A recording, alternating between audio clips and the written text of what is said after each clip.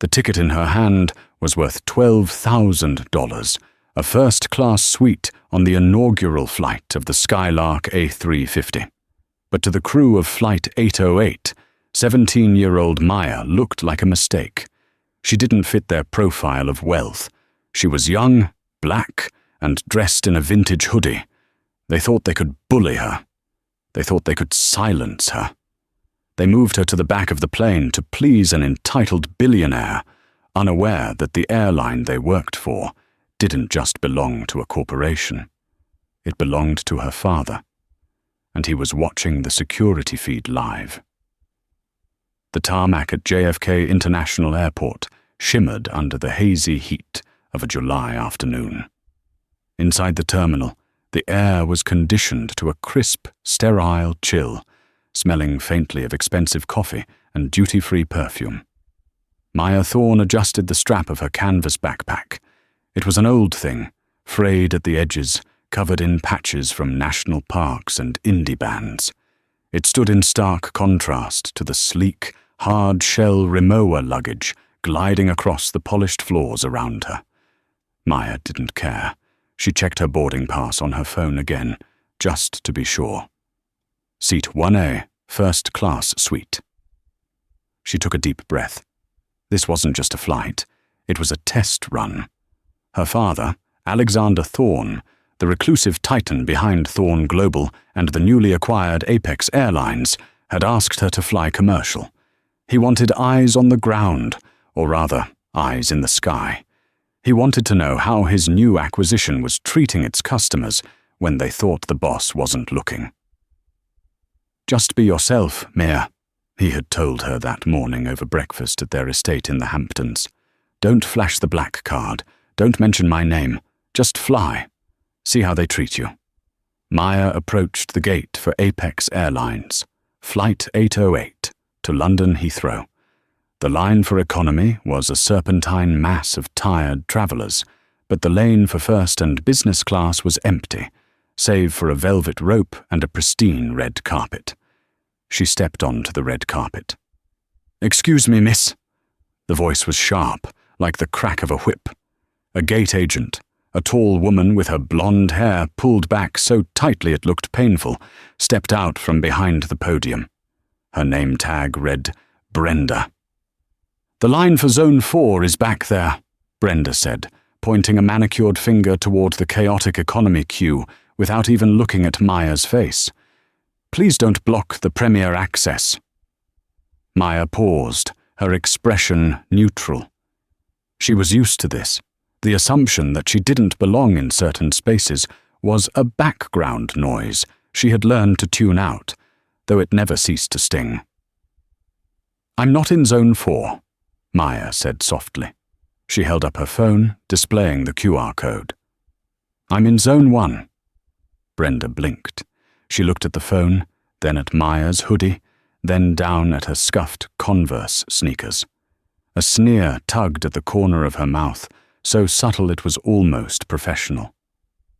"Let me see that," Brenda said, snatching the phone from Maya's hand rather than scanning it. She squinted at the screen, scrolling up and down as if looking for the forgery. She typed something into her terminal, her acrylic nails clicking aggressively against the keys. "Seat 1A?" Brenda scoffed. "This is a full-fare first-class ticket. Booked under..." "Thorne?" "Yes," Maya said. Brenda looked at her colleague, a younger man named Kyle, who looked uncomfortable. "System error," she muttered to him. "There's no way this kid booked a $12,000 seat. It's probably an upgrade glitch or a non-rev pass gone wrong." "It scanned green, Brenda," Kyle whispered. "Just let her board." Brenda pursed her lips. She handed the phone back to Maya, wiping the screen on her blazer sleeve as if it were dirty. "Fine. Boarding is that way. Try not to hold up the actual business travelers." Maya took her phone back, her grip tightening slightly. "Thank you, Brenda," she said, reading the name tag deliberately. She walked down the jet bridge, her heart rate steady, but her mind racing. Her father had warned her that the culture at Apex Airlines needed cleaning up. She hadn't realized the rot started at the gate. When she stepped onto the plane, the atmosphere changed. The first-class cabin on the new Apex A350 was a masterpiece of engineering. There were only 8 suites, each with a sliding privacy door, a lie-flat bed, and a 32-inch 4K screen. The lighting was a soft, calming violet. A flight attendant stood at the door, holding a tray of champagne flutes. She was striking, with immaculate makeup and a smile that didn't reach her eyes. Her name tag read, Vanessa. "Welcome aboard," Vanessa said, scanning Maya's outfit. The smile faltered. "Economy is through the galley. Keep going to the back." "I'm in 1A, Maya said, stepping toward the suite to her left. Vanessa stepped in front of her, blocking the path. "Miss, please. We are trying to conduct a pre-flight service for our first-class guests. I need you to keep moving so you don't block the aisle." "I am a first-class guest," Maya stated, her voice hardening. She was done being polite. She stepped around Vanessa and dropped her battered backpack onto the hand-stitched Italian leather seat of Suite 1A. Vanessa gasped audibly. "You cannot put that bag there. That leather is imported." "It's my seat," Maya said, sitting down and crossing her legs. She looked up at the flight attendant. "I'd like a sparkling water with lime, please. Or is the pre-flight service only for people wearing suits?" Vanessa's face went flushed. She looked like she was about to explode, but at that moment, a heavy shadow fell over the aisle. "Is there a problem here?" a deep, booming voice asked. Maya looked up. Standing in the aisle was a man who looked like he owned the building, if not the city. He was in his 50s, wearing a charcoal 3-piece suit that probably cost more than Maya's entire wardrobe. He had silver hair, a thick gold watch, and an air of impatience that sucked the oxygen out of the room. "Mr. Sterling!" Vanessa's demeanor flipped instantly. She melted into a subservient, flirtatious posture. "Welcome back, sir. So good to see you again. We have your usual scotch ready." Mr. Sterling didn't look at Vanessa. He was staring at Maya, or rather, he was staring at Maya sitting in his vicinity. "Who is this?" Sterling asked, gesturing to Maya with a flick of his wrist. "I thought I bought out the A row for privacy. Why is there a child in the cabin?" "We are sorting it out, sir," Vanessa stammered, shooting a glare at Maya. "There seems to be a booking anomaly." "I don't pay $20,000 for a round trip to sit across from a teenager in a hoodie," Sterling spat. He leaned in, his cologne overpowering the cabin's air filtration. "Get her out of here. I have a meeting to prepare for, and I don't want to smell fast food and poverty." Maya felt a cold spike of anger in her chest. She turned her head, meeting Sterling's gaze. "I paid for this ticket, sir, just like you. And for the record, I don't eat fast food." Sterling laughed. It was a cruel, barking sound. "You paid? With whose credit card? Did you steal it? Or is this some charity case giveaway?" He turned to Vanessa. "Get the purser, now. If she isn't gone before the doors close, I'm calling the CEO. I know him personally, you know." Maya almost smiled. "You know the CEO?" she thought. "That's funny. Because I had cereal with him 3 hours ago." But she stayed silent. She wanted to see how far they would go. The conflict in the cabin didn't de-escalate. It festered. Vanessa hurried to the galley and returned moments later with the lead purser, a man named Roger.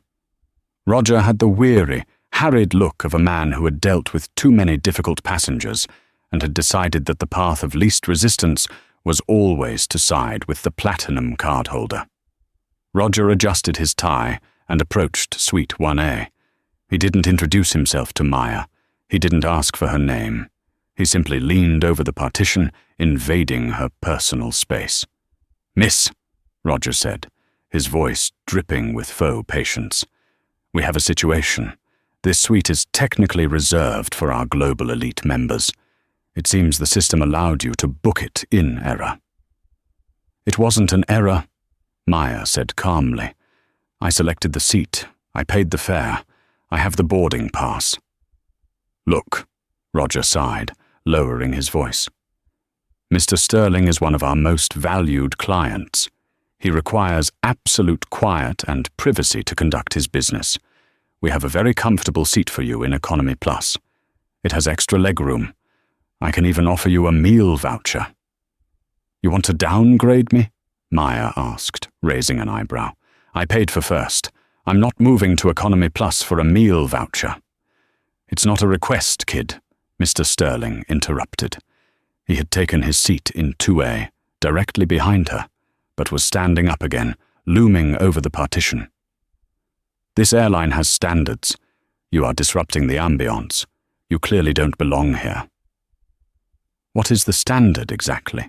Maya asked, looking Sterling in the eye. "Is the standard middle-aged white men only? Because I didn't see that on the website." The cabin went silent. A passenger across the aisle, a kind-looking older woman reading a magazine, gasped softly. Sterling's face turned a violent shade of red. "You listen to me, you little brat. I run a hedge fund that manages assets larger than the GDP of most countries. I don't argue with children. Roger, get her off this plane. I don't just want her moved. I want her gone. She's belligerent." Roger looked panicked. He knew removing a passenger was a massive headache, paperwork-wise. But angering Marcus Sterling was worse. Sterling spent $500,000 a year with Apex. "Miss," Roger said, his voice harder now, "I need to see your ID and your boarding pass again." Maya handed them over. Roger looked at the ID. Maya Thorne.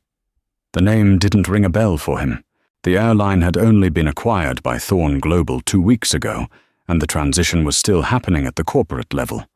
The staff knew the name Thorne Global, but they didn't know the family tree. Alexander Thorne was notoriously private. He kept his family out of the tabloids.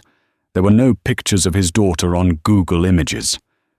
"Thorne," Sterling muttered. "Probably some illegitimate child of a rapper.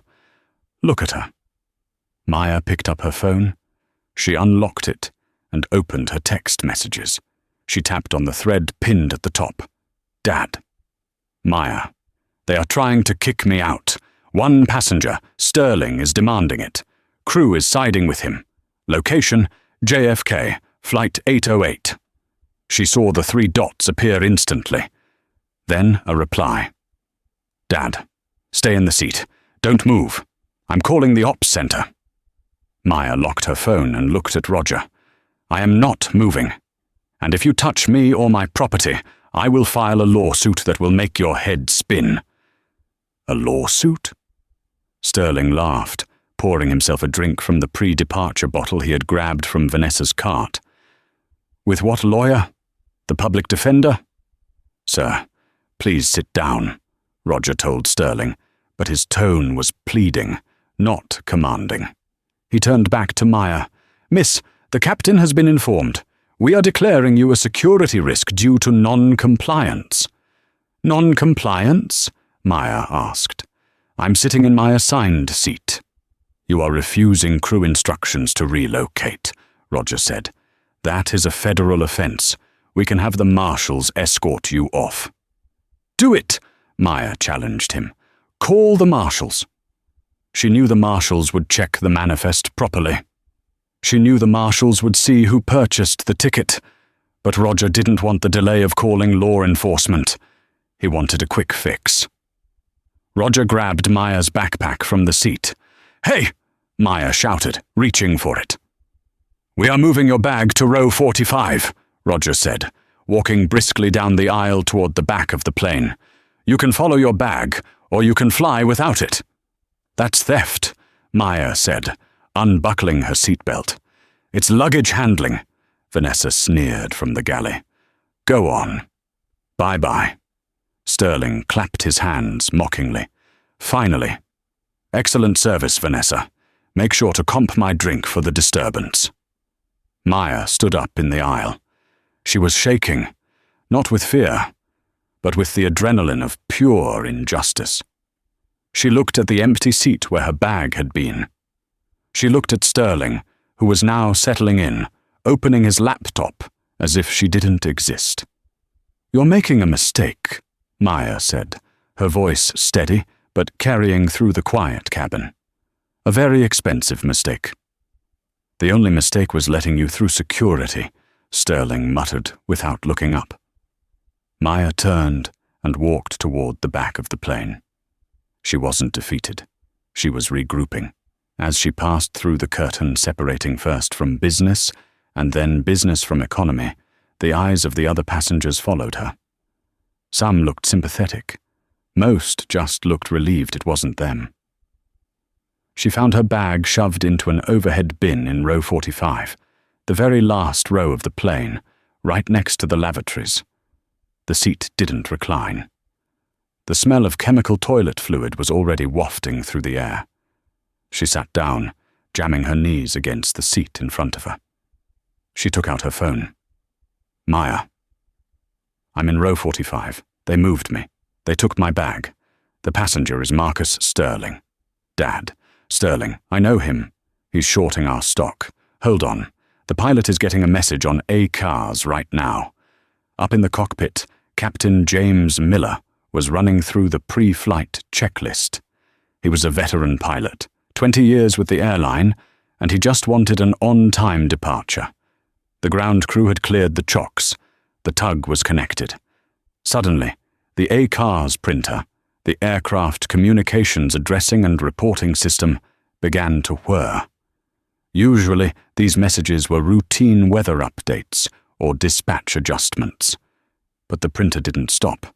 It spit out a long strip of paper. "What's that?" the first officer, a young man named David, asked. "New load sheet?" Captain Miller tore the paper off and squinted at it. His eyes widened. The color drained from his face beneath his tan. "Holy Mother of..." Miller whispered. "What?" David asked. "It's a priority message. Code red," Miller said, his voice trembling. "From the chairman's office. Directly from Alexander Thorne." "The new owner?" David asked. "What does he want?" "Read it," Miller said, handing the paper over. The message was in all caps. "Stop departure immediately. Return to gate. Do not disengage brakes. Flight attendant crew to remain on board. Law enforcement dispatched to gate A4. Identify passenger Maya Thorne in seat. 1A, confirm status." "Maya Thorne?" David asked. "We don't have a VIP notification." "Check the manifest," Miller snapped. David pulled up the digital manifest on his iPad. He scrolled to 1A. "Seat 1A. Checked in. Wait, the purser moved her. The system shows a seat change to 45C initiated 2 minutes ago by Admin Roger." Captain Miller cursed. He grabbed the interphone handset. "Roger to the flight deck. Now." Back in the cabin, Roger was feeling pleased with himself. He had diffused the situation, kept Mr. Sterling happy, and ensured the flight would leave on time. He was just popping a bottle of Dom Perignon for Sterling when the interphone chimed 3 times, the signal for an urgent cockpit call. He picked up the handset in the galley. "Cabin, Roger speaking." "Roger." Captain Miller's voice was like gravel. "Did you move a passenger from 1A?" "Yes, Captain," Roger said smoothly. "Disruptive teenager, dress code violation, and belligerent behavior. Mr. Sterling was threatened. I moved her to the back to ensure safety." "You moved who?" Miller asked, his voice rising. "Just some girl, no status. Last name Thorne," Roger said dismissively. There was a silence on the other end of the line, so heavy it felt like the plane had depressurized. "Roger," the captain said, very slowly. "Do you know who signs your paycheck?" "Apex Airlines," Roger said, confused. "Apex is a subsidiary of Thorne Global," the captain shouted. "The girl you just threw into the toilet row is Alexander Thorne's daughter, the owner of the damn airline. Roger dropped the handset. It swung by its cord, banging against the metal wall of the galley. Vanessa, who was plating warm nuts, looked up. "Roger? What's wrong? You look like you're having a heart attack." Roger couldn't speak. He looked through the curtain at the back of Mr. Sterling's head in seat 2A. Then he looked down the long, long aisle toward row 45. "We have to go back," Roger whispered. "What?" Vanessa asked. "The captain is turning the plane around," Roger said, his voice cracking. "That girl, she's the CEO's daughter." Vanessa froze. The plate of nuts slipped from her hand and shattered on the floor. At that moment, the plane lurched. But it didn't move backward. The engines spooled down. The PA system clicked on. "Ladies and gentlemen, this is your captain speaking." Miller's voice boomed through the cabin, sounding strained. "I apologize for the delay. We have been ordered by corporate headquarters to return to the gate immediately to deal with a security violation involving the mistreatment of a passenger. Please remain seated." In seat 2A, Marcus Sterling huffed. "Unbelievable, now we're going back, probably to kick that brat off for good. Good riddance." He looked at Vanessa, who was standing in the aisle, pale as a ghost. "Hey, sweetie," Sterling said, "top me off while we wait, and make sure the police are ready for her." Vanessa looked at Sterling with a look of pure horror. "The police aren't coming for her, Mr. Sterling," she whispered. "They're coming for us." The sensation of a plane turning back to the gate is distinct. It lacks the hopeful momentum of departure or the relief of arrival. It feels heavy, dragging, like an admission of failure. For the passengers of Flight 808, the confusion was palpable. For the crew, it was a funeral march. Captain Miller didn't taxi the plane with his usual efficiency. He moved the massive Airbus A350 slowly, every vibration of the engines serving as a countdown to a career-ending catastrophe. Inside the cockpit, the radio was buzzing with instructions from ground control, but the tone had shifted. Usually, ground control was brisk and impersonal. Now the controllers sounded hushed, respectful, and urgent.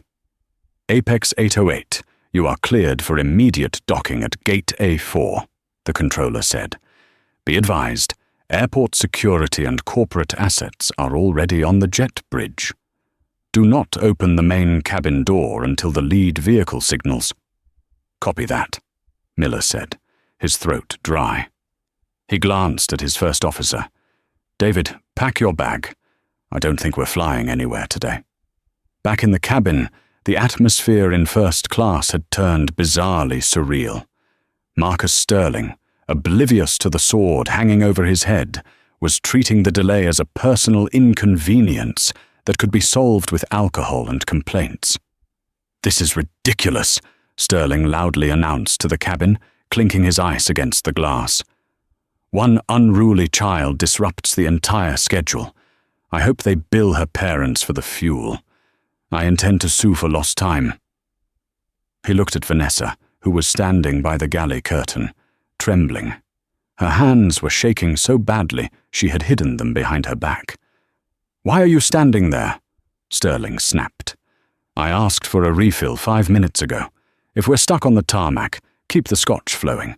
That's the rule, isn't it?" Vanessa looked at him with hollow eyes. "I can't serve alcohol on the ground during a security event, sir." "Security event?" Sterling scoffed. "It's a brat in a hoodie. It's hardly a hijacking. Fine. I'll complain to Alexander Thorne himself. I'm seeing him at the charity gala next week. I'll tell him his staff is incompetent." Roger, the lead purser, stepped out of the galley. He looked like he had aged 10 years in 10 minutes. He had tried to check the passenger manifest on his tablet again, to see if he could undo the seat change, to somehow magically restore Maya to 1A in the system logs, but the screen was locked. "Administrator override," it read. "Edit access revoked." He walked over to Sterling. "Mr. Sterling, please," Roger whispered, sweat beading on his upper lip. "Please keep your voice down." "Don't shush me," Sterling spat. "You're the one who let her on board in the first place. You should have screened her out at the gate. Poverty has a smell, Roger.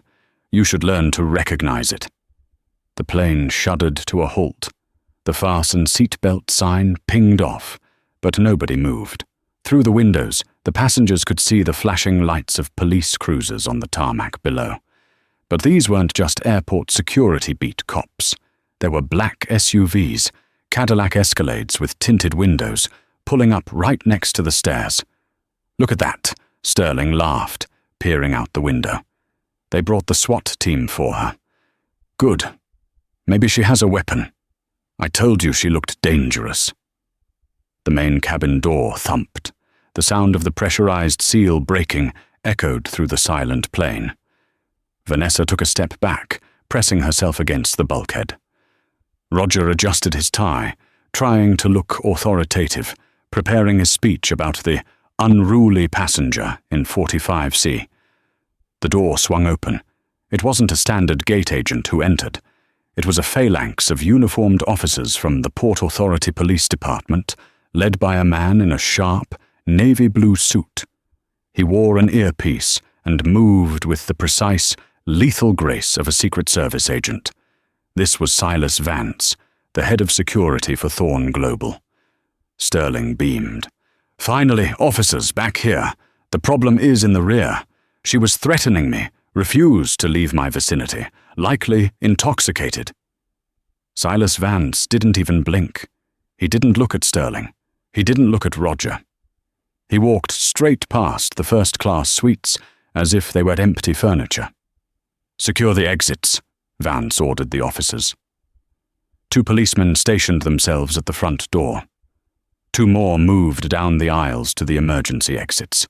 "Hey!" Sterling shouted, standing up. "I'm talking to you. I am the victim here." Vance stopped. He turned his head slowly, his eyes scanning Sterling with cold detachment. "Sit down, sir. Interfere with a corporate recovery operation, and you will be detained." "Corporate recovery?" Sterling sputtered. "What are you talking about?" Vance ignored him and continued walking. He moved through business class, his footsteps heavy and rhythmic. He moved through Economy Plus. He moved through the crowded rows of economy, where tired families and tourists watched with wide eyes. Roger and Vanessa, realizing the security team wasn't stopping to debrief them, scrambled to follow. "Sir! Sir!" Roger called out, chasing after Vance. "I'm the lead purser. I can explain. The passenger in 45C was non-compliant with crew instructions regarding seating protocols. We followed standard procedure for—" Vance stopped abruptly in row 40. He turned on his heel, towering over Roger. "Standard procedure?" Vance asked, his voice low but carrying a terrifying weight. "Does standard procedure involve seizing the personal property of a minor? Does it involve publicly humiliating a paying customer? Does it involve lying to the captain about a security threat?" We didn't lie," Roger stammered. "Mr. Sterling felt threatened." "Mr. Sterling's feelings are not flight regulations," Vance said. He turned back around and walked the final few rows to row 45. The back of the plane was grim. The air was stale. The noise of the auxiliary power unit was loud here. And there, squeezed into the window seat, knees pressed against the tray table, was Maya. She had her headphones on, staring out the window at the wing. She looked small. Vance's demeanor changed instantly. The cold, hard edge vanished, replaced by a deep, deferential respect. He bowed his head slightly. "Miss Thorn," Vance said softly. Maya pulled down her headphones. She looked at Vance, then at the terrified Roger and Vanessa hovering behind him. She didn't smile. "Hi, Silas," she said. "Dad sent the cavalry. Your father is personally handling the extraction," Vance said. "He is currently entering the aircraft." A collective gasp went through the back of the plane. The passengers in row 44 turned around. Thorn? Extraction? I'm fine, really, Maya said, unbuckling her seatbelt. They just took my bag, and my dignity, but mostly the bag. We have retrieved your bag from the bin, an officer said, stepping forward with the canvas backpack, holding it like it was a bag of diamonds. Vance extended a hand to help Maya out of the cramped seat. Please come with me. We are returning to the front. The chairman is waiting. Maya stood up. She smoothed down her hoodie. She looked at Roger, who was now trembling so violently he had to lean on a seat back for support. You know, Maya said to Roger, her voice calm and conversational, I tried to tell you. I showed you the ticket. I showed you the ID. You just didn't want to see it.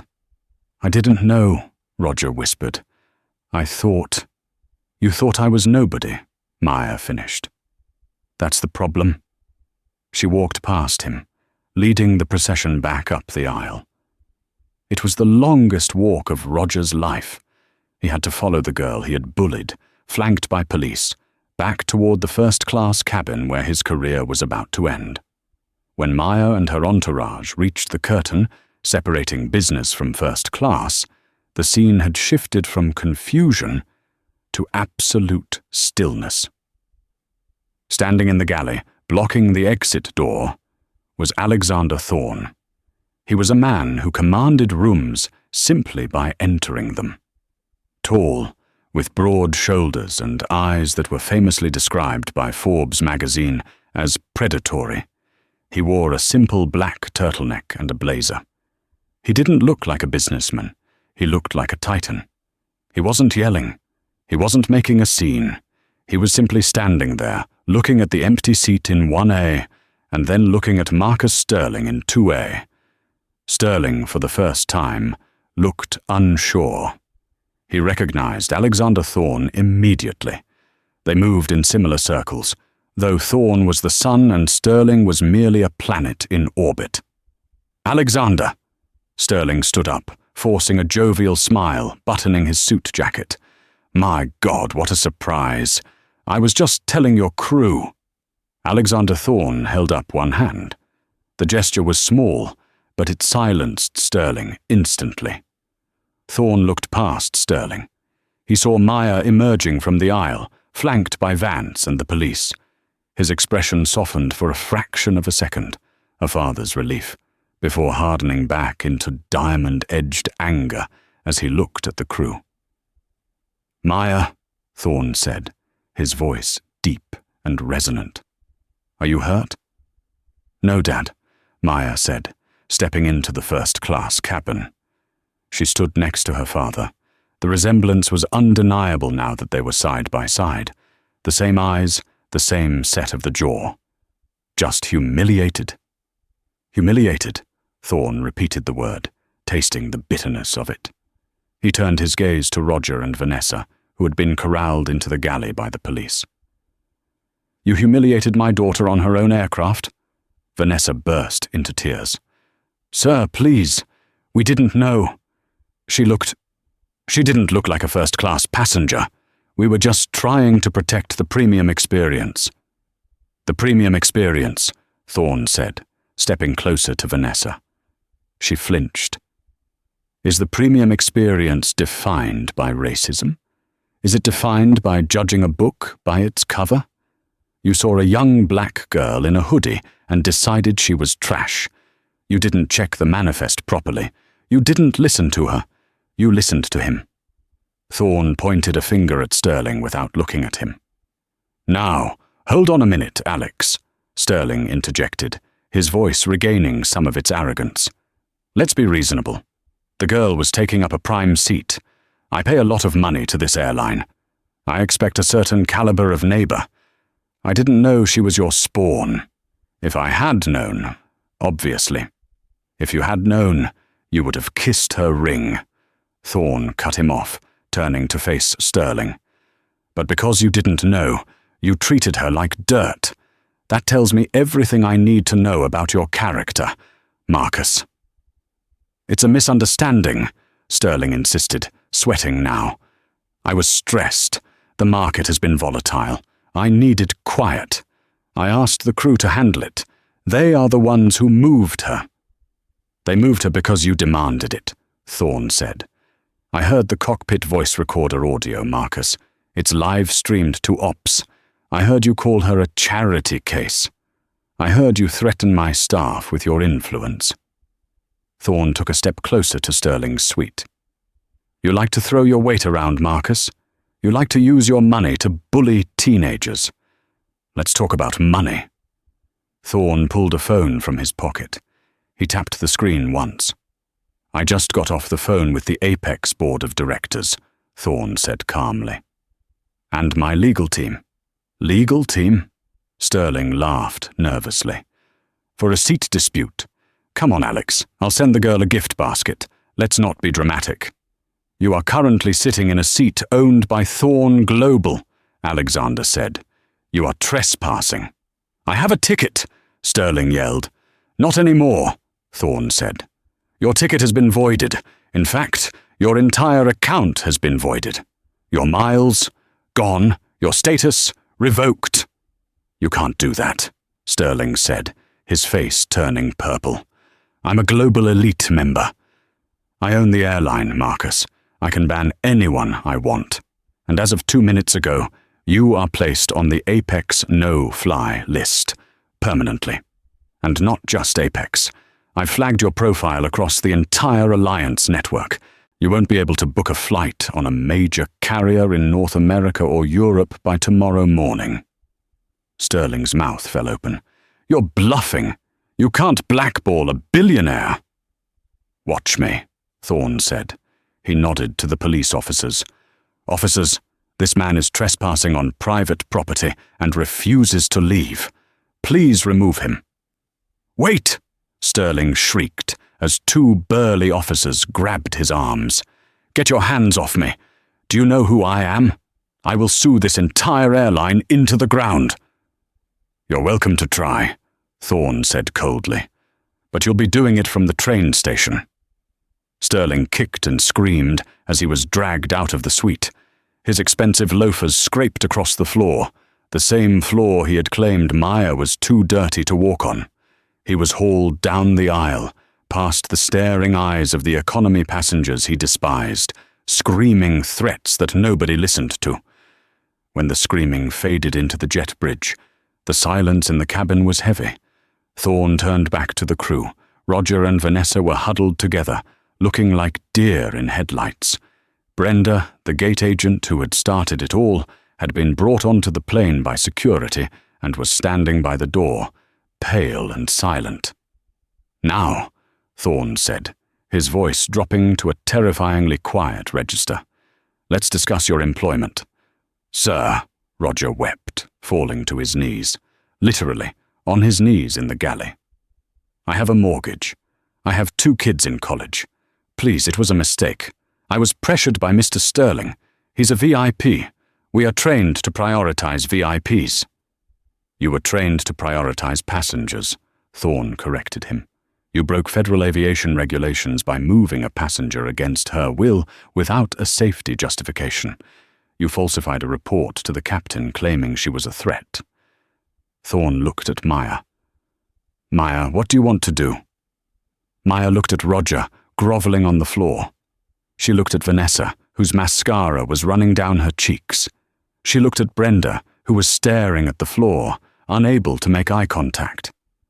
Maya felt a surge of pity, but it was quickly replaced by the memory of the shame she felt walking to row 45, the memory of Vanessa mocking her bag, the memory of Brenda sneering at her shoes. "They didn't just break the rules, Dad," Maya said softly. "They enjoyed it. They liked having the power to make me feel small. If they do it to me, they do it to everyone who doesn't look like a millionaire." Thorne nodded. He turned to Silas Vance. "Pull their badges," Thorne ordered. "Sir!" Vanessa cried out. "No, please!" "Badges! Now!" Vance barked. With shaking hands, Roger, Vanessa, and Brenda unclipped their ID badges, the access cards that allowed them through security, the symbols of their careers. They handed them to Vance, You are relieved of duty effective immediately, Thorne said. You will be escorted off the airport premises. Your personal belongings in the crew lockers will be mailed to you. Do not expect a reference. But how will we get home? Vanessa sobbed. We live in New Jersey. I suggest you take the bus, Thorne said, turning his back on them. I hear it's very affordable. He gestured to the police to escort the former crew members off the plane. As they were led away, the remaining flight attendants, the ones who had been working in economy and hadn't participated in the bullying, watched in stunned silence. Thorne turned to the rest of the cabin. The other first-class passengers were staring, terrified that they might be next if they breathed too loudly. I apologize for the delay, Thorne announced to the room, his voice projecting the charm that made him a CEO. We will be assigning a new flight crew immediately. As compensation for the disturbance, every passenger on this flight will receive a voucher for a future round-trip ticket. Thank you for flying, Apex. He put his arm around Maya's shoulders. Come on, Mia, he said gently. Let's get you back to 1A. I think you've got a flight to catch. Actually, Dad, Maya said, looking at the luxurious suite that had caused so much trouble. I don't want to fly today. Not on this plane. Thorne looked at her, understanding filling his eyes. Okay, what do you want to do? I want a burger, she said, and I want to watch the security footage of Sterling getting dragged out. Thorne smiled, a genuine warm smile. That can be arranged. Let's go to the private hangar. We'll take the Gulf Stream. As they walked off the plane, leaving the stunned passengers and the replacement crew behind, Maya looked back one last time at seat 1A. It was just a chair, but the lesson it had taught everyone on board would last a lifetime. However, the story wasn't over. The firing of the crew and the banning of Sterling was just the beginning. The internet was about to find out, and the real storm was just gathering on the horizon. Marcus Sterling sat in the back of a rented limousine. His usual private driver had been unavailable, a minor annoyance he attributed to bad luck, scrolling through his phone. He had been kicked off the plane 3 hours ago. He had screamed at the police, threatened lawsuits, and eventually had to charter a helicopter from a third-rate service just to get to his meeting in London on time. He was furious, but he wasn't worried. Men like Marcus Sterling didn't worry about consequences. They worried about optics, and he was already formulating the spin. The girl was hysterical. The airline overreacted. I am the victim of woke corporate policies. He would have his lawyers draft a statement by morning. He poured himself a drink from the limo's minibar. To resilience, he muttered to the empty car. His phone buzzed. It was his PR manager, Sarah. Marcus, don't talk to anyone. Sarah's voice was breathless, panicked. Relax, Sarah. I'm handling it. I'll sue Thorne for breach of contract. You don't understand, Sarah practically screamed. Check Twitter. Check everything. It's trending #1 worldwide. Sterling frowned. He opened the Twitter app. The #1 trend was Flight 808. The #2 trend was Sterling is trash. He clicked the first hashtag. A video popped up. It was shaky, clearly filmed from across the aisle by another passenger, likely the nice old lady who had been reading the magazine. The angle was perfect. It showed everything. It showed Sterling leaning over the partition, his face twisted in a snarl. I don't argue with children. Roger, get her off this plane. I don't just want her moved. I want her gone. I don't want to smell fast food and poverty. It showed Roger grabbing the backpack. It showed Maya, calm and dignified, standing her ground. I paid for this ticket, sir. Just like you. The video had been posted by a user named Travel Justice only an hour ago. It already had 14 million views. Sterling felt a cold sweat break out on his forehead. So what? It's out of context. Read the comments, Marcus, Sarah said on the line. He scrolled down. Phase User 1. This guy is Marcus Sterling, CIO of Sterling Capital. He manages teacher pension funds. Is this who we trust with our money? Weller User 2. The audacity to say she smells like poverty when she's wearing a hoodie worth more than his soul. Disgusting. User 3. I was on that flight. He was drunk before we took off. The girl was an angel. He's a monster. It gets worse, Sarah said. Alexander Thorne didn't just fire the crew. He released a formal press statement 10 minutes ago. He didn't use corporate speak. He went nuclear. Sterling switched to the news app.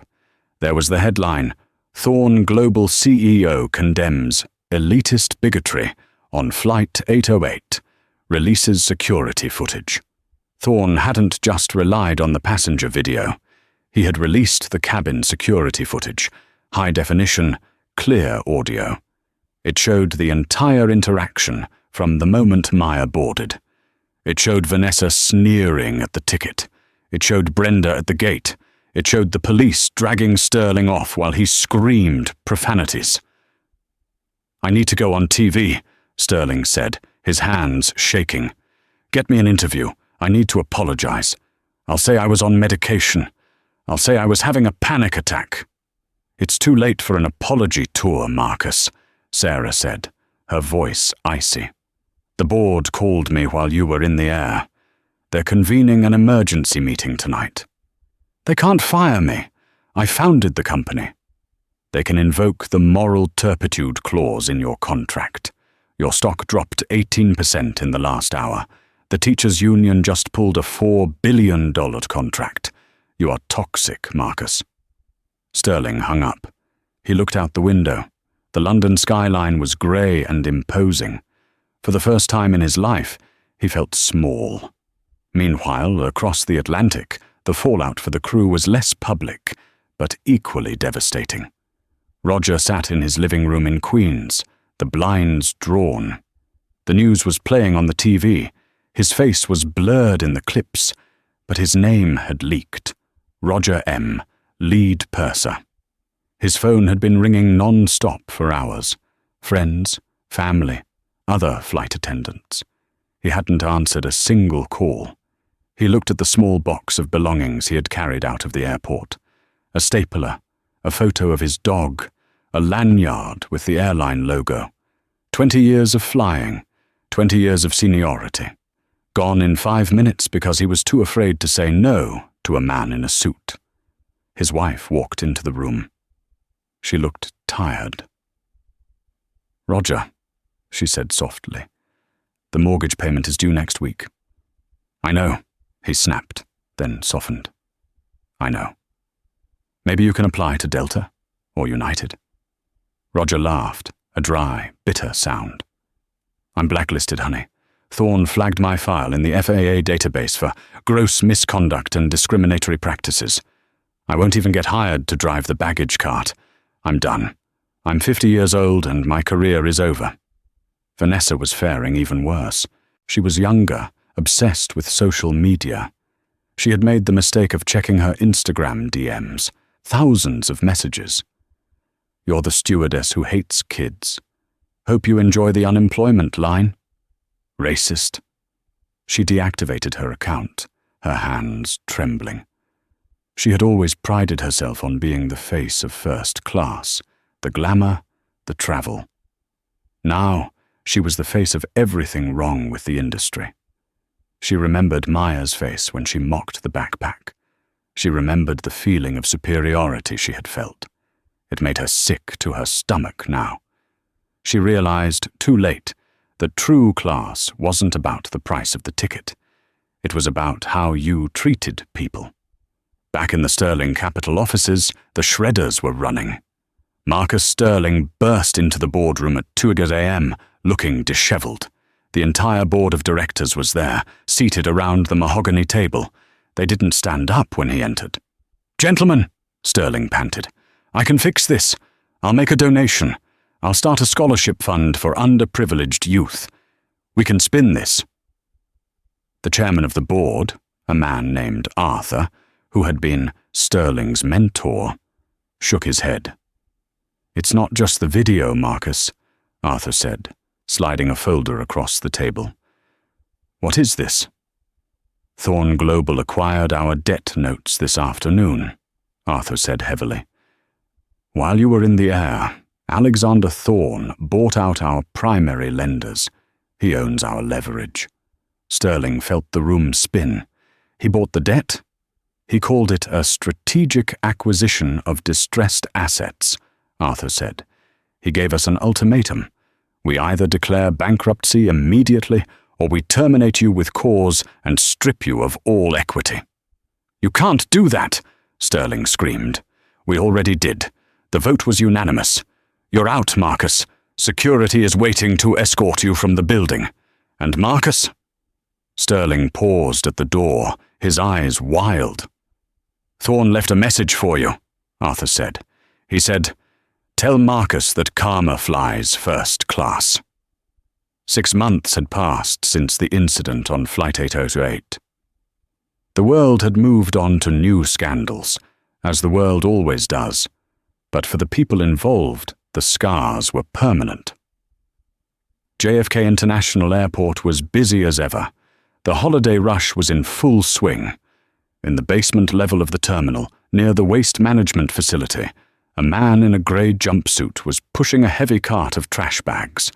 He wore a cap pulled low over his eyes. It was Roger. He hadn't been able to find work in aviation, obviously. He hadn't been able to find work in hospitality either.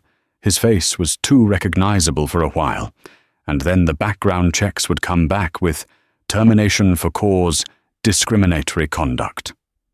So he took the only job that didn't ask questions. He was a janitor at the very airport where he used to command the first-class cabin. He stopped his cart to wipe sweat from his brow. Above him, a large digital billboard flashed an advertisement. It was a sleek, modern ad for Apex Airlines. The image showed a diverse group of young people sitting in the new first-class suites, laughing and comfortable. The tagline read, "Apex Airlines, class is for everyone."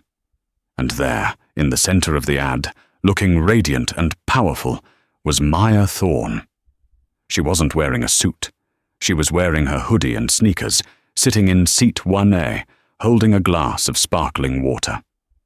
Roger stared at the image. He felt a pang of regret so sharp it almost brought him to his knees.